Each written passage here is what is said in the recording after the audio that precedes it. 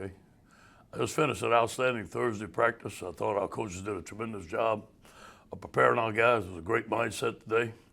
A short yardage goal line, a red zone, 2 minute. Offense looked really sharp today. They caught the ball. Defense was flying around. These guys are ready to play. Any questions? Hey there, Coach. Michael Cobble at BRZ. With the anticipation of what State is going to do, are you expecting to stay at nickel almost all the time? Sure. Is dime something that you guys have had to really kind of work on even more so? And who would be your dime personnel? Yeah. We do have a lot of nickel. Obviously, nickel is the base package nowadays in football. We do have some dime. And we're gonna mix those guys up. Cordell Flott, Jay Ward if he's available, Derek Stingley, those guys are all interchangeable down there. Jabril Cox could play some. We can move a safety down. Todd Harris can do it. So I think we're very multiple, and we have a lot of guys that can play different positions in nickel and dime.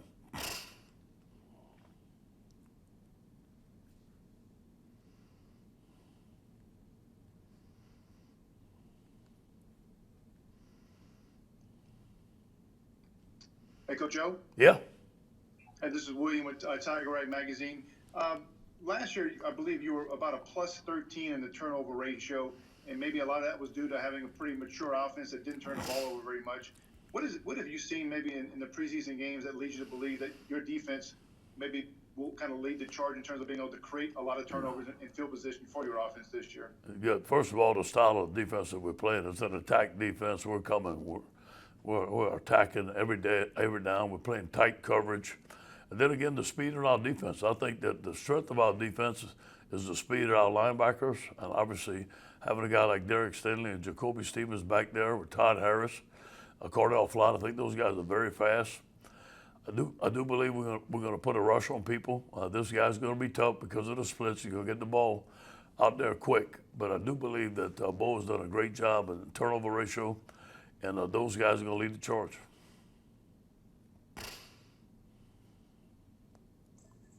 Hey, Coach, Jacques from Channel 9. A couple just quick questions for you, if I could. Being out in that conference on the West Coast, being at USC and seeing Mike Leach, can you just speak to the job he did at a place that had not won much, and he got really 11 wins in one season? And then KJ Costello, their quarterback, put up a lot of big numbers at Stanford. What kind of challenge? Being on the West Coast, those guys, we grew up down here in pads and playing football. Those guys are on 7-on-7. I mean, it's a 7-on-7 league. So they're 4 or 5 years old. They're throwing the football. There's a lot of quarterbacks that are getting trained by a lot of trainers out there. There's weather good all year round. So, they fancy themselves with throwing the ball. The job that Mike Leach did at Washington State is incredible. But, he's done a great job wherever he's at. He's a great football coach, a great football mind, and he's got a lot of talent at Mississippi State. He's going to do a great job. Hey, Ed Alexander from The Advocate. Just curious, obviously the coronavirus could affect coaches. If someone had to miss a game who was a play caller, what would be the backup plan in that situation? Yeah, it's not right now, but we do have a backup plan. Obviously, I love having Scott Linehan. I love having him there. Mickey Joseph, our associate head coach. Those guys can do a good job of handling it. James Craig can handle the run game. So, those guys, I think that we'll all pitch into the game plan. Somebody was on offense, on defense. We have Bill. Bill has done a great job for us. We have Kevin Call, who's an analyst, could step in as an extra coach. If one coach was done, it could be a defensive coordinator, could call plays. So I think we're in good shape. Hey, Coach, this is Glenn West with LSU SI. I know you can't comment, obviously, on players out with COVID stuff, but what about just from an injury perspective? Is there anybody that might not be able to go on Saturday? Yeah, I think we're the best we've been. And I think that we got a couple guys with some nicks and bruises, but as right now, nobody's out as far as I know. We're ready to go.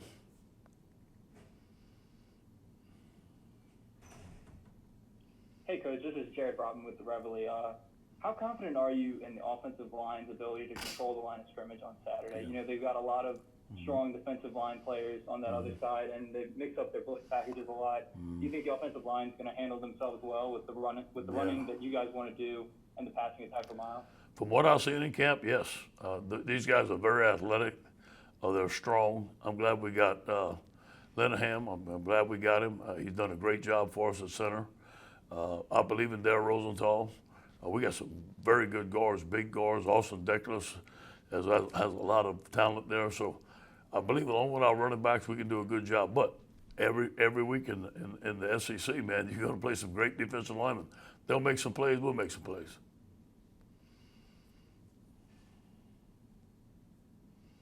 Hey, Coach, Jarrett Rose at TigerDetails.com. You talked early in the week about interest in seeing how Neil Farrell continued to progress. Yeah. How did he look this week through practice? Really good. I mean, really good. You can expect him to get some snaps. He's come back with a renewed attitude. Has practiced phenomenal.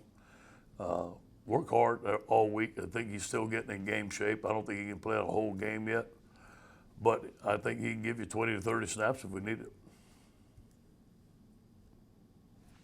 Hey, Coach, Jacques again.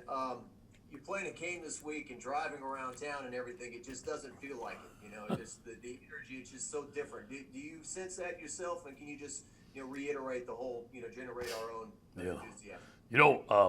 Obviously we don't go around town during the season. We just go from home to work. So I don't see none of that. But I did feel a lot of energy within the coaching staff this week. I felt a different pep in the step in the team. They're ready to play.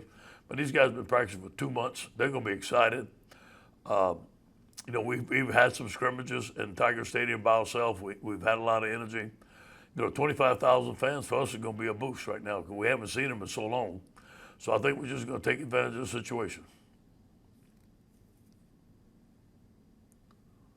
Coach, I think I've picked up on this message the last couple of times you talked is just letting this team write their script. Yeah. You talked about shelving what last year did. How important is that from a mental standpoint of, taking as much pressure off of them and letting them play? I guess I'm kind of getting this theme overall. You're going to turn the defense loose. You want to let them play. Yeah. Is that accurate? And then also, are you going to try to do the same game day routine? Are you doing the hotel on Friday night? Yeah. The whole deal? Same stuff. Oh, yeah, same stuff.